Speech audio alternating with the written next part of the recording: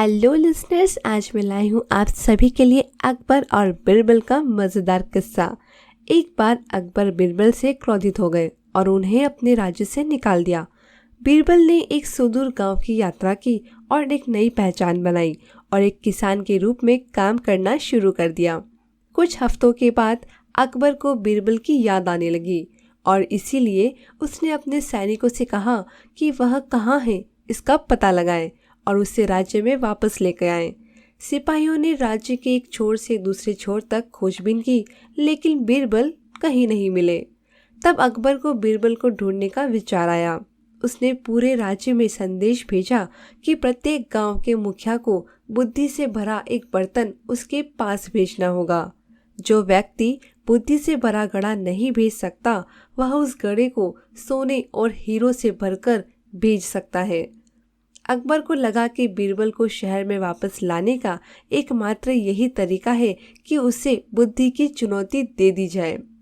बीरबल के गांव के लोगों को यह घोषणा बेतुकी लगी और वे सोच रहे थे कि घड़े को बुद्धि से कैसे भरा जा सकता है। बीरबल मदद के लिए आगे आए और राजा को वह देने का एक तरीका निकाला जो वह चाहते थे। उसने एक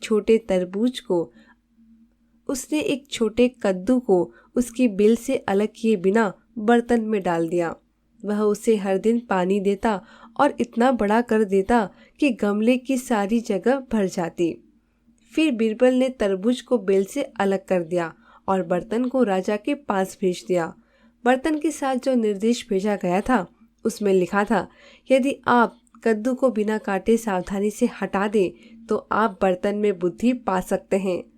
अकबर को एहसास हुआ कि बर्तन केवल बीरबल ही भेज सकता है। उन्होंने स्वयं गांव की यात्रा की और बीरबल को ससम्मानित वापस राजधानी लेके आ गए। तो देखा आपने, यदि आप गहराई से सोचें तो सबसे कठिन प्रश्नों को भी चतुराई से हल कर सकते हैं।